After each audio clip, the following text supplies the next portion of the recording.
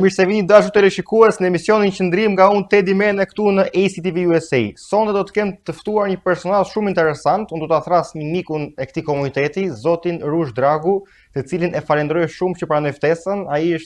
Ai ka portalin Alt Dreams, që është portali i parë shqiptar në Amerikë që nga viti 2004, në mos gaboj. Dhe ndaj është nderë që të kem të ftuar në emision një person që ka eksperiencë në media dhe në shpërndarjen e lajmit tek njerëzit. E falenderoj shumë për ftesën dhe i them mirë se erdhe në studion e emisionit Qëndrim në ACTV. Faleminderit, Teddy, ndjehem unë i respektuar dhe i vlerësuar nga që një djalë i ri që perspektiva është për brezin e tij më fton në një emision edhe në një emision me një titull Kuptim plot, Qëndrim, mbasi shoqëria shqiptare dhe në përgjithësi bota ka nevojë momentet që kalojmë për të mbajtur një qëndrim të caktuar për ngjarjet, fenomenet për shoqërinë. Edhe një herë ndjehem vërtet i respektuar për ftesën që më ke bë, Teddy. Falenderoj shumë për vlerësimin. Atëherë, unë do të bëj një pyetje shumë, kjo pyetje lidhet me çdo popull në botë, me çdo person në botë, ne shpesh herë edhe këtu në Amerikë, më tepër sepse në këtë komunitet jetojmë, ne dëgjojmë shprehjen nuk merrem me politikë.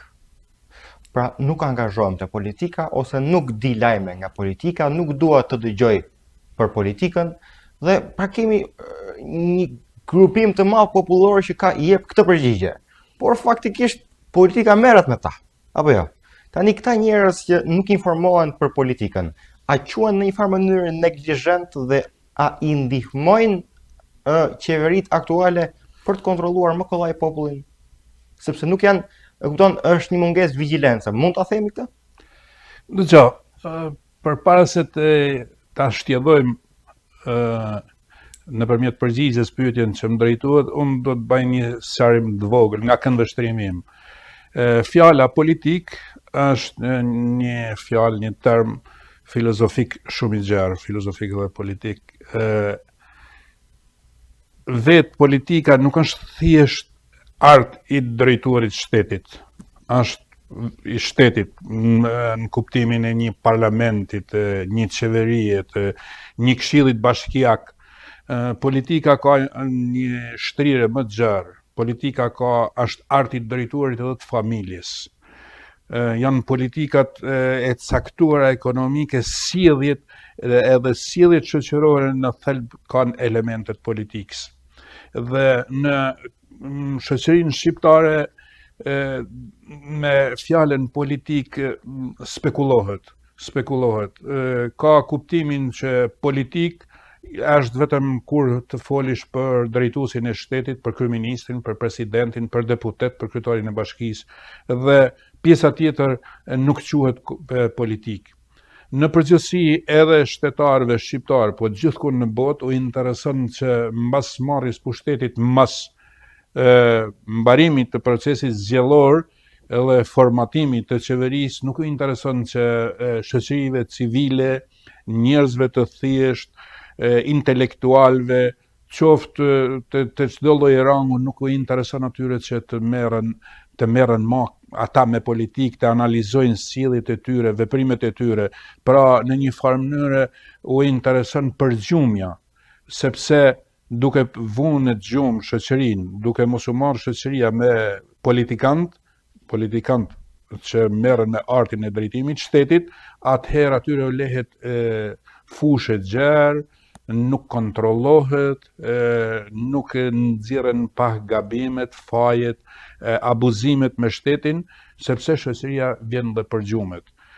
Këto vitet e fundit shoqërisë civile ne shikojmë me ardhin pushtet të presidentit Trump, shoqëritë civile edhe në Amerikë, por në të gjithë botën është abuzuar me shoqëritë civile, nuk kanë pas destinacionin për cilin ato janë krijuar, por më tepër vetëm një punësim të njerëzve të mençëm për t'i vendosur mençuritë e tyre diku në një sirtar dhe mendjen e tyre për t'i kaluar në gjendje stand-by, në gjendje të fjetur. Kjo është një defekt mbar botëror edhe më i theksuar në Shqipëri. Edhe unë nxjerr një konkluzion që shoqëritë autoritare u intereson që të helmohet populli, masat e gjera, njerëzit e thjesht të shkollës, punës, të helmohen me fjalen se po more me politikë i e njeri që nuk shikon familjen, shikon punët e tjerëve, nuk merresh me punën tane, nuk. Pra, më tepër e metojnë, i krijojnë ato njerëz, i quajnë si të padëshuar për shoqërinë. Qëllimi i tyre është përjetësimi i karrigës tyre, përjetësimi i pushtetit tyre. Ky është këndvështrimi im. Është pra konteksti filozofik i kësaj bisede është ky. A është faji i të këqijve që bëjnë keq, apo është faji i të mirëve që i shohin edhe nuk reagojnë? Sepse sigurisht nuk mund të kërkojmë një botë pa të keqe, sepse ne definojmë të keqen të keqe, krau tjetër definon atë që bëjmë ne të keqe, pa nuk ka konflikti sjell konsensus. Patjetër.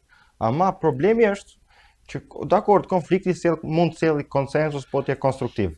Po mos ketë reagim, është e pamundur të kemi një konflikt konstruktiv. Dhe mua prandaj më shqetësojnë këta persona të cilët rrinë jashtë lajmit, sepse lajmi flet për realitetin. Ti nuk mund të thuash nuk dua ta marr lajmin, se si thuash nuk dua të di se çfarë bëhet me realitetin. Është si thuash nuk dua të di çfarë bëhet me mua. Ose janë këta persona të cilët janë nuk reagojnë dhe nuk duan të reagojnë, po dhe po ta marrin vesh një gjë, prapë nuk reagojnë se shohin punën e tyre, thot ai, dhe ai shef punën e tij, secili shef punën e vet dhe bëhemi të gjithë tuf baktish që ndjekim. Shiko këtu. Ka dy njerëz që nuk kanë pushtet. Është njëri që thot nuk merrem me politikë, s'ka çam duhet fare politika, dhe një tjetër që e dëgjon të parin, që vërtet nuk merret ai me politikë, por e dëgjon të parin. Atëherë t'i analizojmë të dy.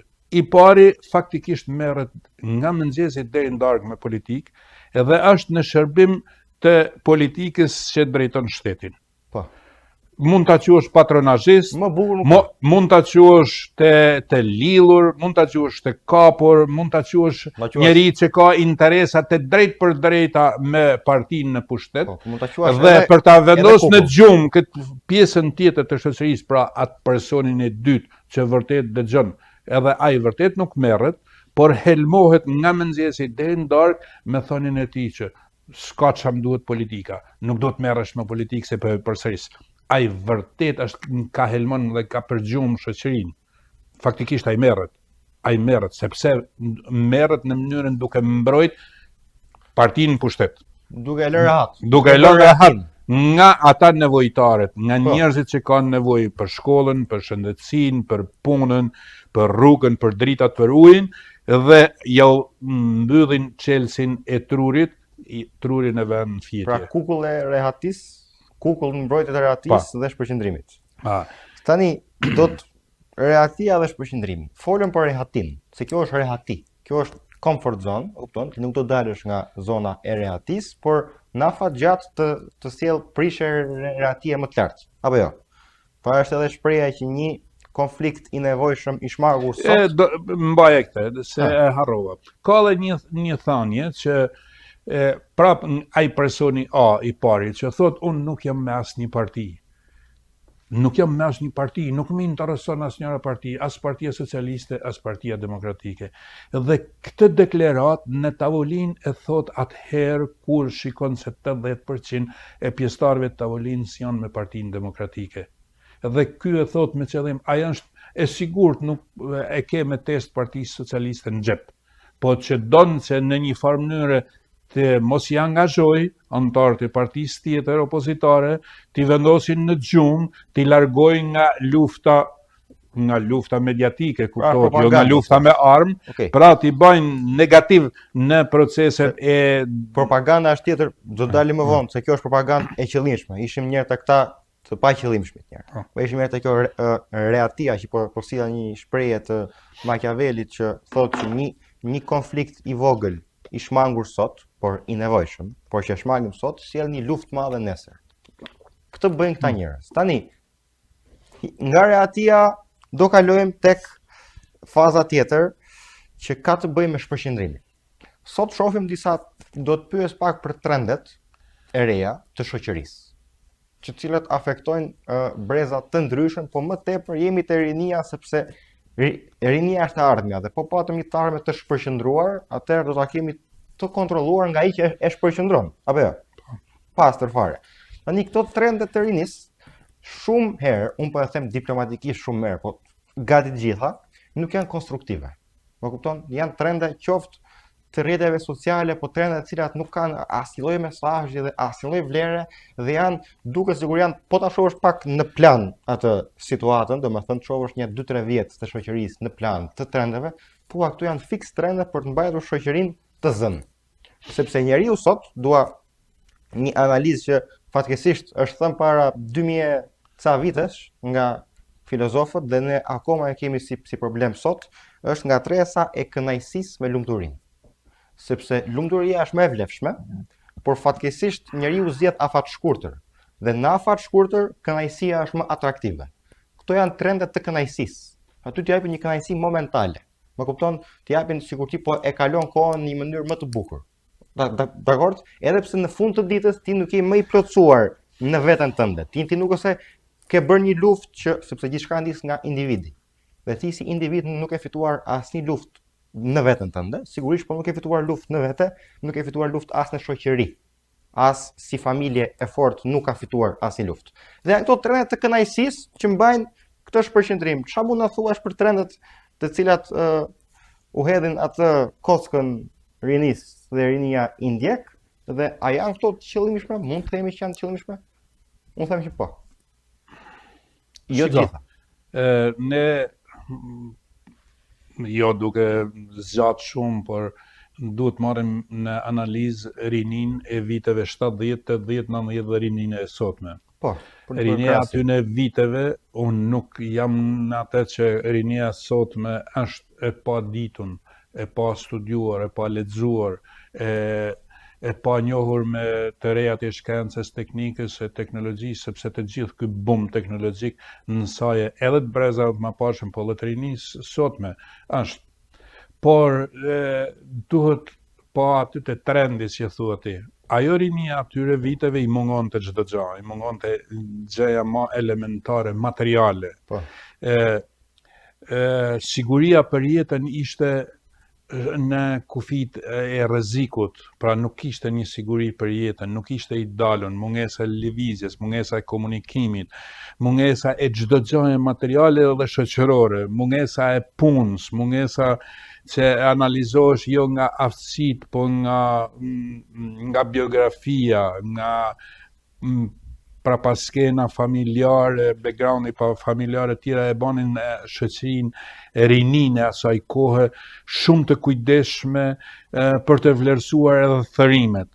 Kurse rinia sotme nuk ka atë aktualitet ekonomik, shoqëror, politik, është një bum ekonomik që nuk i mungon asgjë, rinisë asaj kohe nuk bëhej fjalë për një çimçakes dhe një çokoladë, sot rinia sot me ruhet që mos i prekin me dorë, ne nuk njihnim Coca-Colën dhe pijet e gazuara, sot rinia sot me ruhet nga këto, nga bolleku i tyre.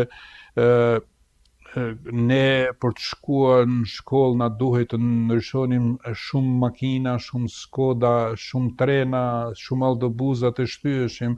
Sot rinia sot me lyp që të ketë makinat e markave të ndryshme, edhe të gjitha këto i ka si pasojë e brezit, e prindve.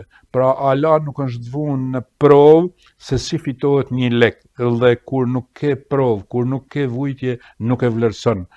Kur e ke lirin, nuk e vlerëson derisa ajo të humbë. Po rrisim brezat dobët. Pa, brezat jo duke i thyer brezat të qullët, brezat të rritur në bollekun material, duke mos u munguar asgjë nga ana materiale, edhe ky është një rrezik se nuk i krijojnë mundësinë për të menduar për perspektiven e tyre, se si do të ndërtojnë familjen e tyre.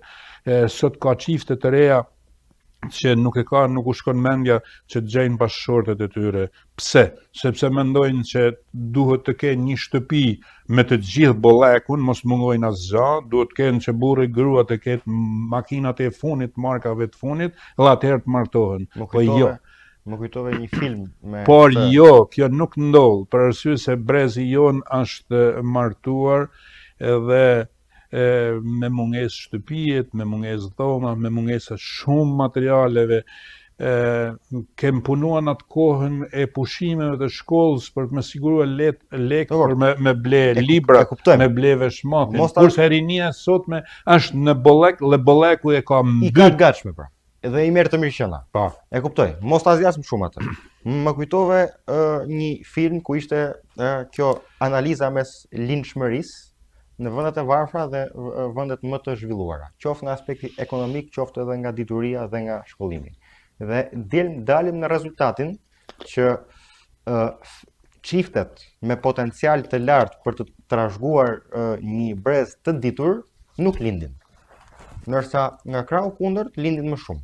Pa duket sikur njerëzit po trashëgojnë budallallëk më tepër se sa dituri.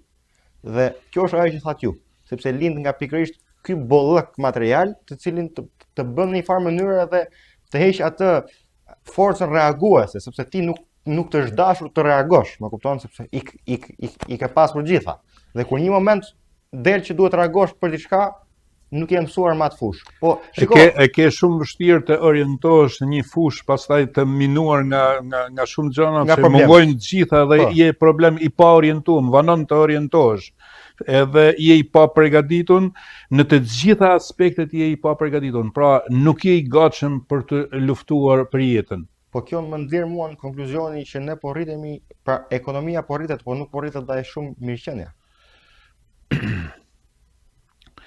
Unë mendoj se mirëqenia nuk është thjesht ekonomike. Pikërisht. Mirëqenia nuk është thjesht vetëm dollar, nuk është thjesht vetëm ushqime, edhe veshmbathje, edhe makinat tipit fundit. Mirëqenia është edhe marrëdhënie në familje. Po. Mirëqenia është edhe marrëdhënie midis vëllezërve dhe motrave, midis çifteve të reja. Ajo është kryesore. Mirëqenia është për një familje e shëndosh, për një çift të ri i cili nuk e nis stadin e vet në bollek, në bum, por e nis thjesht edhe e nis me atë që e ka fituar vetë. Çfarë do të thotë? Që e ka fituar vetë në shkollë, që e ka fituar vetë nëpërmjet punës, që nuk është spekulant i djersës dhe mundit të prindërve ose vëllezërve dhe motrave më të E ka mëdha. ndërtuar vetë. Ata njerëz, një brez i ri që e fiton shkollën me nota shumë të mira si pasojë e mundit dhe djersës dhe studimit tyre. Këto janë mirëqenie, janë mirëqenie shoqërisë. Nuk është mirëqenie shoqërisë ato çifte të reja që e krijojnë shoqërinë mes bollekut, që dasmat e tyre ja bojnë prind, ja bojnë vëllezërit dhe motrat më të mëdha në një bollek të madh që nuk dinë se ka kanë ardhur. Nuk e vlerësojnë ata kujtojnë se jeta vërtet është kështu bollek. Jeta nuk është mund, nuk është djersë, nuk është luftë. Jeta është luftë nga linja deri në vdekje. Pikrisht ky koncept për jetën brezit të ri më duket se i mungon. Koncepti që jetën e ke luftë nga linja deri në vdekje. Pra gjërat kanë humbur kuptim, në anglisht është meaning. Pa në fund ditës janë pa meaning. Ti ke ngarë një makinë shumë bukur, ke parë 300 video në TikTok, ke parë, ku dëgjon, ke veshur gjërat më shtrenjta, po në fund ditës meaning, ai kuptimi i brendshëm i gjës që nis nga individi dhe nga familja është zero. Dhe kjo është ajo që thatë ju pasaj, që na çojnë në një familje jo të fortë dhe në individ jo të fortë. Tani këtu te familja do ta lidh pak me vlerat konservatore. A janë në rrezik vlerat konservatore nga këto trendet e reja? Tani dalim në trende jo vetëm shoqërore, por edhe trende politike ose definicione të lirisë që janë të egzageruar. Sa në rrezik kemi vlerat konservatore në botë dhe në Shqipëri? Unë mendoj se vlerat konservatore, vlerat e mira konservatore të familjes shqiptare dhe botërore janë ato që kanë rujt shoqërinë, pjesën anën e mirë të shoqërisë, që e kanë konsoliduar dhe e kanë çuar përpara. Pra, një familje e traditës, një familje me një background të mirë historik kulturor, që ja u ka transmetuar brezave, ka qenë një premisë që ajo familje të vazhdojnë prapë me atë trend, të ketë atë trend. Sot disa element shumë të rëndësishëm të familjes janë në rrezik. Jo vetëm në Shqipëri, por në të gjithë botën. Sidomos raportet e bab, nan me fëmijët e tyre. Sot dëgjojmë që të heket edhe nga certifikata e gjenës civile emri bab dhe emri nan dhe tjetë prindi 1 dhe prindi 2. Okej, po heqke emrin e babës dhe të nanës, po gjyshi dhe gjyshe, si do t'ja venoshish? Pra këti e vune prinit 1 për prinit 2, po stërprini 1 dhe stërprini 2, pra mendja e çoroditur e politikës botërore për ta prish thelbin e shoqërisë, sepse një familje që nuk është mirë, nuk është e bashkuar, që nuk respekton njëri tjetrin, nuk respektojnë prind, vëllezërit dhe motrat, ajo është e destinuar se të jetë karrem për shoqërinë, që të jetë vegël e përdorshme nga hetuesi, nga prokurori, nga gjykatësi, nga polici, nga politikani, sepse nuk ka mbështetje ai. Ai nuk e ka mbështetjen e askuj, kur nuk ka mbështetjen e vllajt, motrës, babës dhe nanës, gjyshit dhe gjyshes, s'ka pse ta ketë mbështetjen e një rrogtari, sepse një prokuror është rrogtar. Ai prokurori është mjet, është objekt punët veprimi i pa kontrolluar i një të rillt. Edhe në këtë drejtim, mos kompaktësimi, ideja që menjëherë shpërbashkimi i familjes, që njëri t'i bjen kullës, tjetri çekiçit, janë efekte të biznesit që ndikojnë në shpartallimin total të familjes dhe kjo familje, këta njerëz sa do të ditu nuk kanë kohë pastaj të mendojnë, të vendosin trurin e tyre në funksion të analizës se çfarë po bën politikani me të, çfarë po bën këshilltari i bashkisë me taksat mbi tokën, mbi shtëpinë, me rritjen e taksave, rritjen e siguracioneve mbi makinën, mbi shëndetin, sepse nuk del koha që të mendosh, pavarësisht se ju jeni shumë i mençur, shumë i zgjuar, shumë i shkolluar, por nevoja ekonomike të shpërbashkimit familjes tuaj ta ka hek mundësinë për me mendua për ato që janë imediate për ndërtimin e një shoqërie. A mund të themi që është agent? Kjo është agent. Kjo është agent në funksion të pushtetit të sotëm. Sepse të mban nën thunër me lehtë, të mban nën sundim me lehtë, të mban të zhvesh nga mendimi me lehtë, ai është i aftë të ndërtoj ligje që nuk janë në të mirë të shoqërisë, po janë të mirë në një grup i pushtetarësh me lehtë. Të gjitha këto, pra shpërbërja bërthamës shoqërore që është familja, krijon një sundim të ri, një neo-sundim të ri botëror të një klase të caktuar botërore, që në Shqipëri edhe në botë. Agent globale. Pa. Tani, okay, dakord. Do të marr një 2-3 nga këto, nëse mund të themi deklarime ose hipoteza të agendave moderne. Pra marrim hipotezën e parë, liria e gjinive. E di pse do ta marr këtë, sepse u propozua dhe ai projekt ligji në Shqipëri për 70 gjinja, 70 e kusura, ku dëgjon. Diçka e tillë. Me pretekstin të bëhemi europian, preteksti globalist. Mund ta themi pastër. Tani më thuaj pak si bie populli prej këtyre propagandave. Nuk dua të di, më kupton, unë dua tani që është se mbase zakonisht në përbiseda në televizion bëhen kritikat. Unë nuk po them ma kritiko. Jo, i kemi kritikat. Si bie pre populli e këtyre propagandave duan? Çfarë mund të themi? Sa përqendrim duhet? Kjo është një politikë trushplarse. Pra që t'ja shplajnë trurin rinis. Sepse rinia është ai brez që godet, që i rrezikon karrigen dhe pushtetin pushtetarëve, asaj klase. Ajo klasë politike që drejton shtetet sot, ajo e kujdeson në një farmase e monitoron familjen e vet, fëmijët e vajzat dhe djemtë e vet ai monitoron, nuk i nxjerr në treg ashtu si për shoqërinë tjetër që ja ushqen atyre që je i lirë të ndrosh gjinin. Pra të rinjt janë më të sulmuarit, sepse janë më të rrezikshmit. Po të rinjt janë ata që bëjnë revolucione dhe evolucione shoqërore. Se moshat e treta nuk kanë mundësinë kohore për të realizuar një evolucion dhe revolucion shoqëror. Pra është rinia ajo. Edhe truri i rinisë është i aftë të kapin shpejt të renë, të analizojnë dhe të thithin se çfarë po ndodh. Edhe për mos ta lënë që truri tyre të jetë i kthjellë, antenat e nervave të trurit tyre të jenë të kthjellta, bombardohen vazhdimisht me këso lloj politikash edhe këtë lloj propagandet gjinore deri në absurditet, deri në transferimin e gjinive. Pse jo? Unë nuk i tremem fare, unë jam kundra homoseksualizmit, unë nuk dua as t'i persekutoj, as t'i vras, as t'i burgosi, por nuk dua që ata të më bëjnë show mua dhe shoqëria të përqendrohet dhe t'u japin aq vëmendje të rëndësishme atyre. Pse? Sepse unë nuk do ta dëshiroj dhe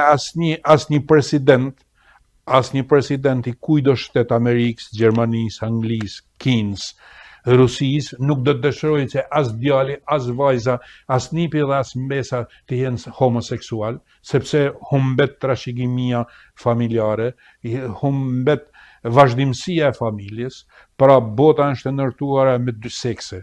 Edhe bima, edhe kafsha, edhe njeriu është i bazuar mbi dy sekse. Le të hedhim një mendim për një moment, sikur gjithë bota të bëhej homoseksuale për 10 vjet, çfarë do ndodhte?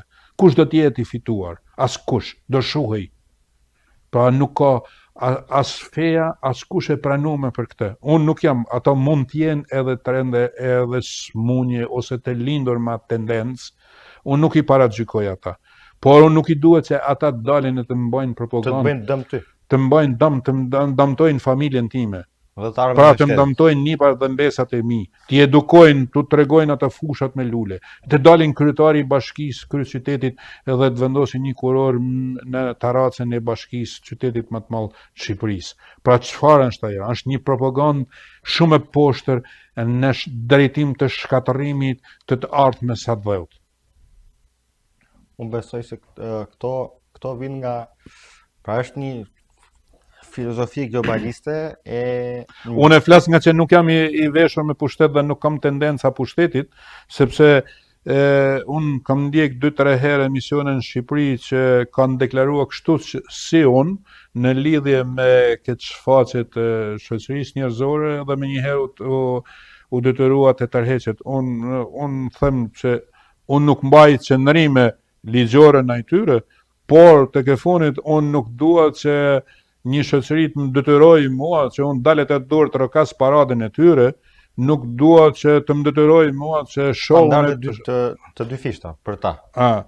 Kjo, një vëmendje jashtëzakonshme për ta. Për ça, si të gjithë njerëzit, le ta bëjnë jetën e tyre, por ama mos të futet në librat e shkollës, mos të futet në edukatën e shoqërisë. Filma vizatimor për fëmijët e vegjël. Po. Dhe gjithandej është një filozofi globaliste e tillë, që bazohet mbi racionalitetin. Çfarë dua të them me këtë? Mbi racionaliteti është kjo, që ne do t'i marrim gjithë gjërat, do t'i japim liri maksimale, do t'i shpërqendrojmë nga identitetet që kanë dhe nga rrënjët, dhe duke u aprer rrënjët, do t'i bashkojmë gjitha bashkë. Dhe me pretekstin se duke u kontrolluar të gjitha bashkë si një sistem i madh, do të jetë edhe më racional. Tani si llogari, po ta bësh kështu në laps dhe në letër, pa llogaritësh veç edhe bashk, llogari matematikore del më mirë bashk, patjetër. Po ta bësh llogari. Po janë gjëra që nuk supozohet të llogariten. Pse? Si janë gjëra që llogaritësi nuk supozohet të di përgjigjen. Si një sistem bashk, po, llogaritësi e di përgjigjen që 1 dhe 1 bëjnë 2. Dhe duke e bërë më efikase e bën dhe 1 dhe 1 3. Por duke qenë në element të pavarur, me identitetet të pavarura, me konkurrencën që sjellin dhe me konsensusin dhe me konkurrencën që lind nga ky konsensus, pa nga ai konflikt. Me kupton praktike kompaninë tënde, unë kam kompaninë time. Konkurrenca ne na mban të ecim përpara. identitetet e shteteve mbajnë secilin shtet që të zhvillohet më shumë se sa shtetet e tjera. Po të kemi vetëm një shtet global, nuk ka zhvillim, nuk ka konkurrencë. Më kupton? Dhe propaganda këtyre është e suksesshme sepse është propagandë e llogaritshme.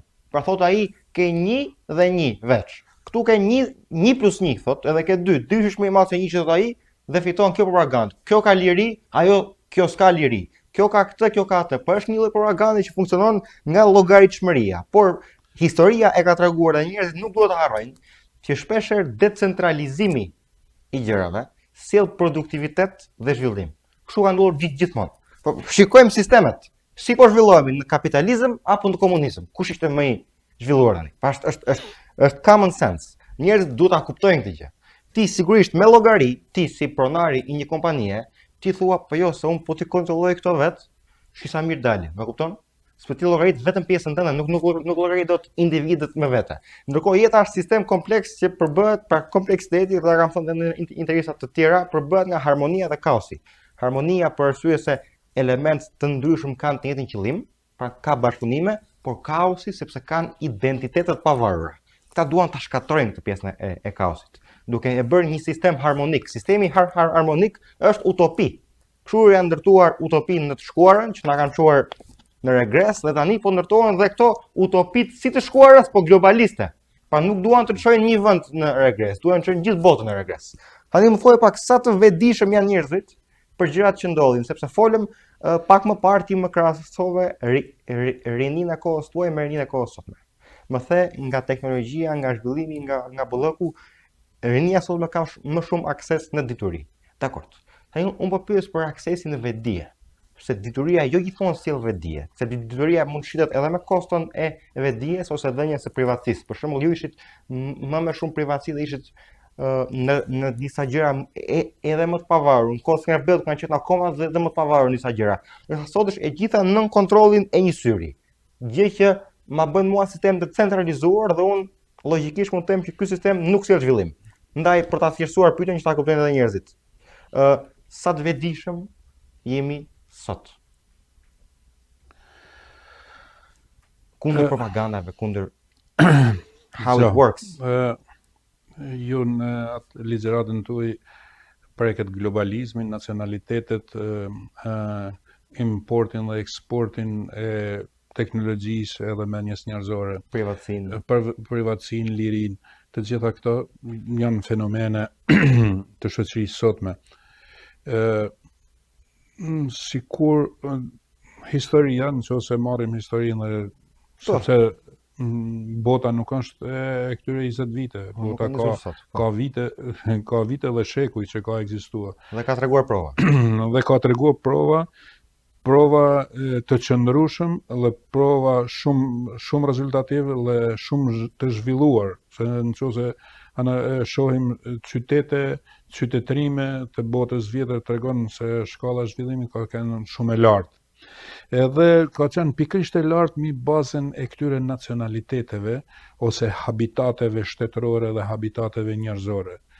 Rrugëlli toksor, bota vetë është e ndërtuar mbi bazën e habitateve. Nuk mund të lypish dhe nuk mund të realizosh në kushtet in vivo, laboratorike ndoshta, por nuk mundesh në asnjë mënyrë që bim të tropikut të i venoshesh në polin e veriut ose të jugut, sepse ashtu është e ndërtuar. Dhe përzierja e gjithë këtyre racave, ideve, të gjitha këtyre është një qëllim, krijimi një klase botërore, një klase të vogël botërore dhe kontrolli i botës nga një klase vogël, klase vogël njerëzish që kanë pushtet të plot politik, ushtarak, ekonomik. Duke vrarë konkurrencën.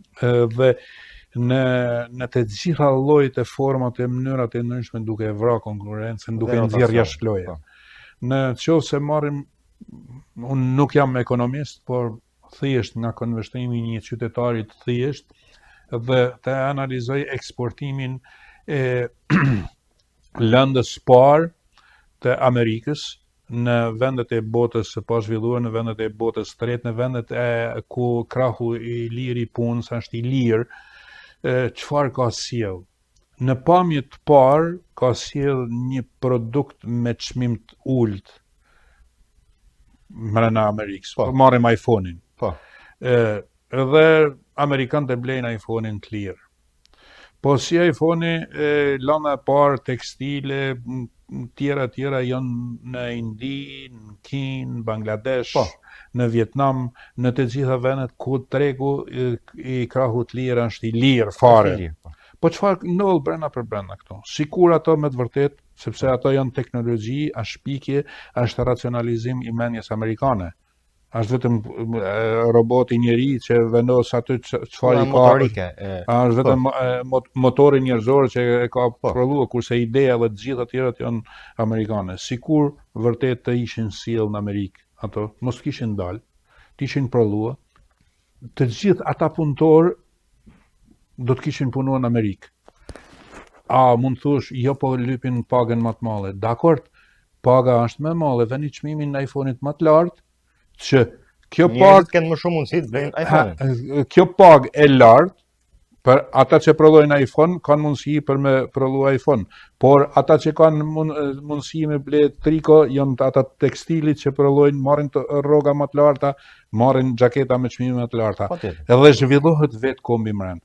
Këtu tash ka mbet fuqi punëtore dhe paguhet me asistencë sociale, edhe mbahet truri i thjetun amerikan për arsye se punojnë punëtorët që kanë nevojë në vendet e botës së tretë. Kjo ka sjell globalizmi.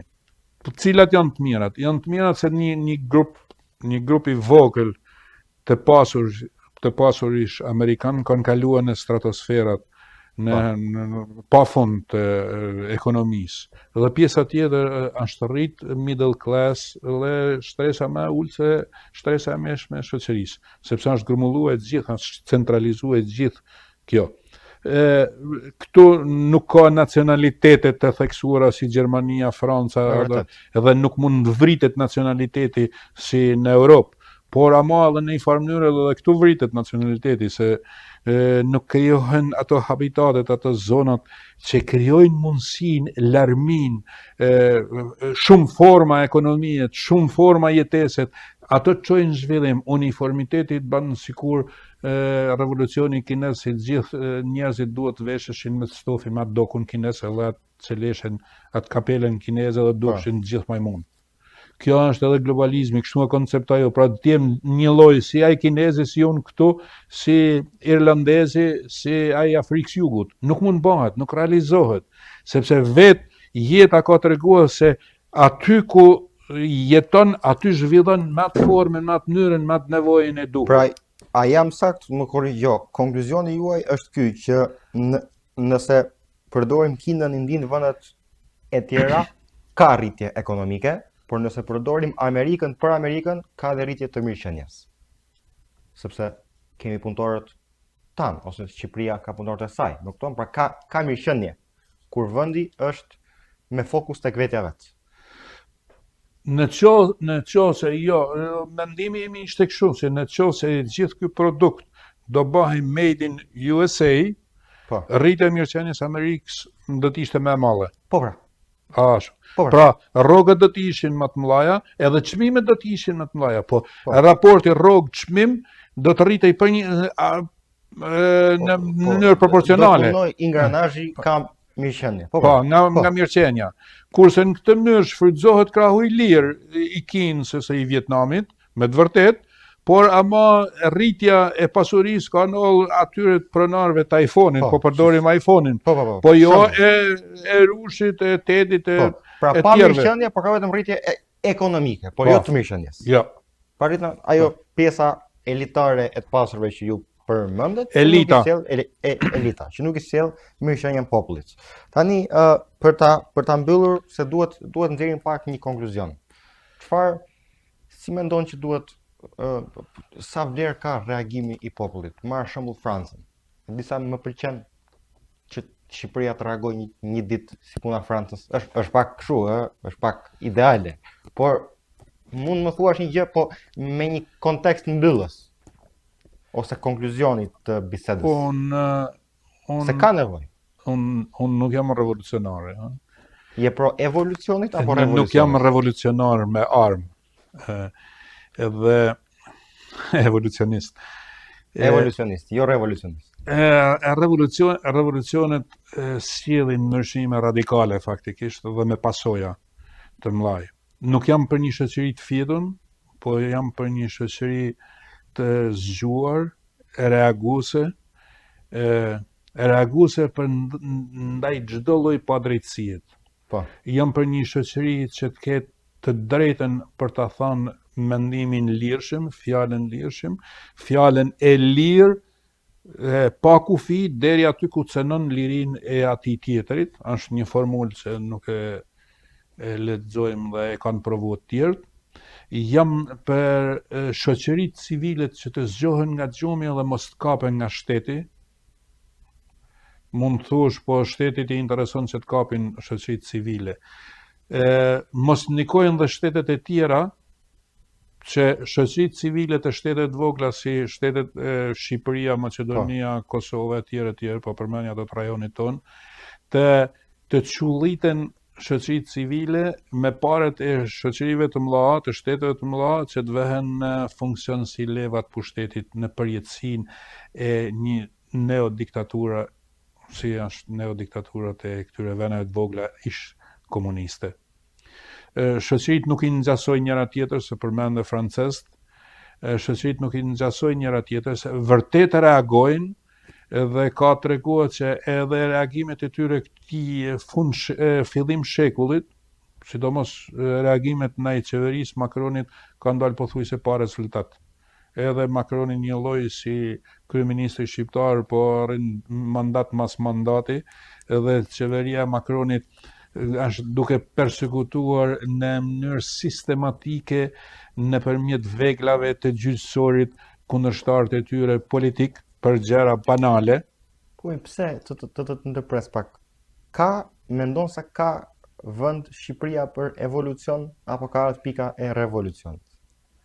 A nuk mendon se ka ardhur pak, pra jemi në një farë pike apo nuk e mendon? Nuk mendoj. Pa tendencë. Jo. Edhe nëse pyetja është me tendencë, nuk e vuaj tendencat, por unë e marr të mirë qenë se shoqëria shqiptare nuk është një shoqëri revolucionare. Po, këtu jam dakord. Historikisht ne s'kem realizuar asnjëherë revolucione dhe si jemi përgatitur për revolucione, nuk e kuptojmë të qenit revolucion, janë shumë gjëra dhe shumë premisa për revolucione. Nuk jem shoqëri revolucionare dhe nuk na shkon për shtat, dhe ne nuk realizojmë vetëm se mund të prishim diçka, jo të rregullojmë nëpërmjet revolucionit. Sepse revolucionet nuk i bëjmë në makro, në mikro, me afate të shkurtra dhe me tendenca lokale, lokaliste edhe personale. Prishim një gjë dhe ne prishim një gjë të madhe që e kem rregulluar me munë dhe me djers të madhe, për me gjoja me rregulluar diçka që nuk hyn në funksion dhe nuk e zëvendëson atë që kem prish më përpara. Atëherë, këtu po arrim edhe drejt fundit.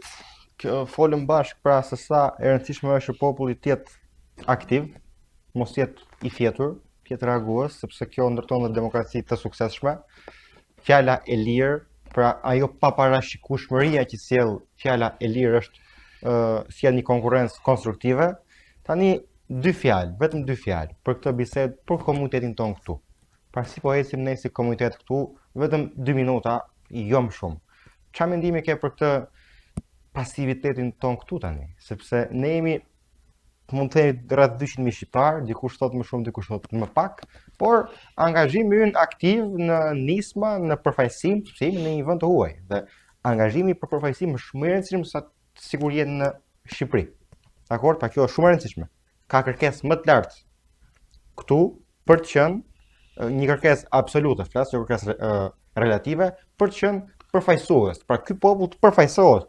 Pra shqiptarët që përfaqësohen në shtetin e Michiganit, shqiptarët që përfaqësohen në shtetin e New Yorkut, në Gjermani, në Itali, në Francë. Tani kemi një pasivitet. kemi një pasivitet dhe zona aktive është thjesht folklorike. Duket sikur godet plumbat, i godet plumbat, po duket sikur i godet plumbat dëm. Dhe madje godet edhe ca plumba në ajër që bien pas. Çfarë mendimi ke? Gjo, pak rëndësi ka në numra 200 apo 100, vërtet jem shumë, na nuk futemi as te ato komunitete që janë si Gjerman, Italian ose Polak, por relativisht jem një komunitet që çojmë pesh dhe votat tona, nëse mblidhen dhe futen një thes, ka një rol determinant politik. Edhe parat në ekonomi. Po. Në këtë anën e që thati për më bën faktor në i shtetit. Këtu këtu në një farë nuk është edhe thjesht faji, se popullit kur e lën fajin, e shpërndan fajin dhe nuk e gjen kur fajtorin dhe nuk ndres diçka kur thua fajin e ka populli nuk ka faj. Fajin e ka organizatori, fajin e ka ai që mendon. Pra askush nuk mban përgjegjësi. Sepse kur thua fajin e kanë gjithë, nuk ka askush, nuk gjehet ai i përgjegjshëm për me dhënë llogari. Edhe në këtë mes duhet se s'bën lideri, organizatori.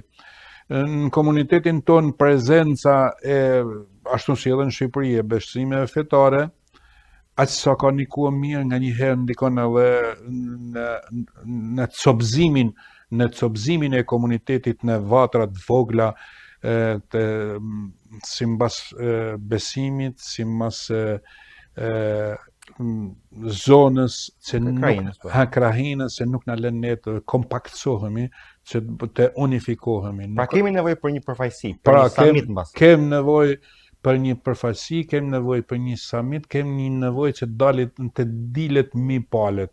Të dilet para përgjegjësive. Po, edhe të marrin dikush përgjegjësi dhe të japin dikush llogari për diçka që është bërë ose që nuk është dhënë. Sepse këtu ka shoqata me aktivitet të jashtëzakonshëm, edhe ekonomik dhe potenciali shumë i lartë. Edhe me potencial ekonomik, financiar, por bashkimi për me godit diçka që janë shumë themelore, ja për shembull janë zgjedhjet në Kongres Amerikan. Po janë dy figura shqiptare për mendimin tim që të dyja të nderuara, të respektuara,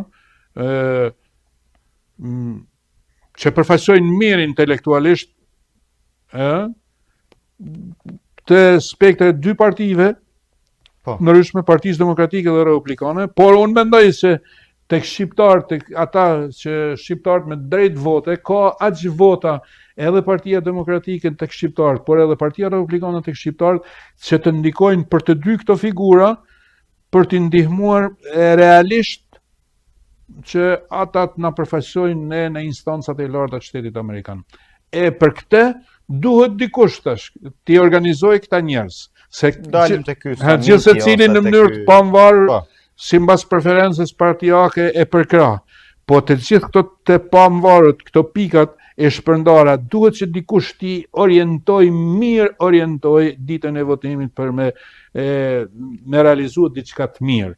Gjithmonë për ta qartësuar edhe për ata që na ndjekin, kur flasim për koordinimin e këtyre pikave, flasim për një koordinim jo që i bashkon me përthithje. Flasim një koordinim duke i ruajtur pavarësinë e gjithësirës prej tyre. Po, se mund thotë dikush që po jeni kontradiktor me ato që thatë më parë në bisedën, vazhdimin e bisedës. Jo bashkim me përthithje. Secila, pra nëse një shoqat është nga krajina e Kosovës, ajo do bëj për të ruajtur individualitetin e vet për e Kosovës, e Malësisë, e Labrisë, e Kolonjës. Po të ruajnë individualitetet, po në fund të gjithë të koncentrojnë mendimet e veta në një pikë që është e rëndësishme. Po morëm këtë rastin e zgjedhjeve. Pse jo të bëhet një lobi qëndrueshëm? Pse jo ata dy djemtëri shqiptar të mos marrin votat 100% të shqiptarëve. Nuk flas që ai ekstremisti i majt të votojë për Republikanin. Jo, ka mundësinë e zgjedhjes, ka djalë shumë i mirë, shumë i edukuar, që ka treguar se i ka vlejt komunitetit ose ky i Republikanëve.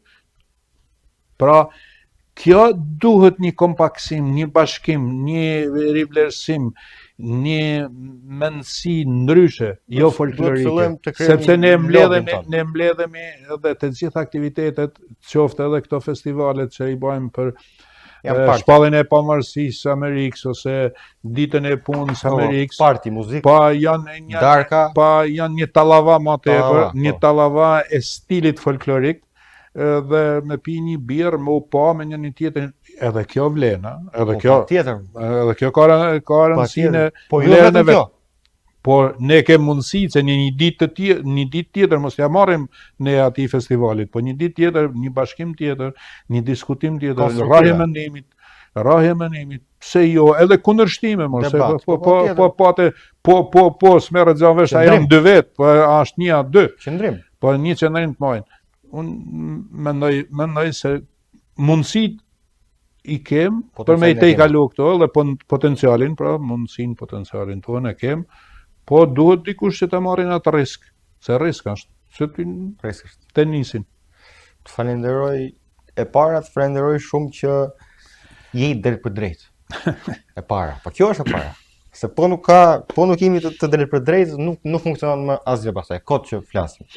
E dyta, të falenderoj për analizat që bëm qoftë për Amerikën, qoftë për Shqipërinë, qoftë për vlerat e familjes në gjithë botën dhe qoftë për trendin që po shkon bota. E treta, të falenderoj që je drejt për drejt edhe kur vjen puna te komuniteti, sepse vllai kritikon vllain. Tifozi shan ekipin e vet më shumë se ekipin kundërshtar, apo jo? Dhe së fundit të falenderoj që ishe këtu me mua në këtë kohë dhe nëse ke ndonjë mesazh për ta mbyllur për të rinë shqiptar, këtë do të ta kërkoja. Kështu do ta mbyllim intervistën. Tedi, të thash edhe në fillim të thash edhe në fillim Tedi që unë ndjehem mirë që jam këtu në tavolinë me ju, në kryes me ju. Arsyeja themelore është se ju jeni breziri, dhe në një farë mënyrë ne gërshetojmë brezi jonë me ju, dhe për moshën tuaj dhe brezin tuaj të mirë shkolluar, ka plot të mirë shkolluar këtu, u bëjnë thirrje që t'jenë aktiv në jetën e komunitetit shqiptar, sepse ata janë që do të mbajnë emrin e shqiptarizmit në shtetin e Michiganit dhe në shtetet e Amerikës. Duke marrë më të mirat e shqiptarëve edhe të kombit tonë, se kem plot anë të mira, edhe duke i quajtur në instancat shtetërore, qeveritare, intelektuale amerikane, të na përfaqësojnë në pjesën më të mirë të kombit tonë, sepse ashtu i shërben kombit, ashtu i shërben adheut, ashtu i shërben familjes, shoqërisë, ashtu i shërben vetes, duke u paraqit me pjesën më të mirë të kombit tuaj, dhe kombet e tjera të marrin në konsiderat më mirë. Duke qenë i kompaksuar, duke qenë i bashkuar, dhe duke qenë më shumë i lidhur me brezat që po ikin, dhe me brezat e rinj, me arrit brezat e rinj, me mendësi shqiptare. Shfrytëzoni edhe brezat e vjetër, se do të vinë një moment që ata do ikin dhe s'do keni ku t'i merrni, edhe kështu që do ta ndjeni mungesën e tyre. Çdo burim duhet. Faleminderit ACTV edhe pronorit profesor Alikos. Falenderoj shumë zotin Rush Trako që ishte këtu me ne. Shpresojmë që për ata persona të cilët vërtet nuk e humbasin shpresën te komuniteti ynë dhe te shqiptarët, tu kemi dhënë sadopak një intervistë bukur. Shpresoj edhe atyre që flenë gjumë, tua kemi prishur pak gjumin, se në fund ditës për të mirën e tyre është. Ju falenderoj shumë që na ndoqët. Ky ishte emisioni Qëndrim nga unë Tedi Mene në ACTV USA. Mbrëmjen e mirë.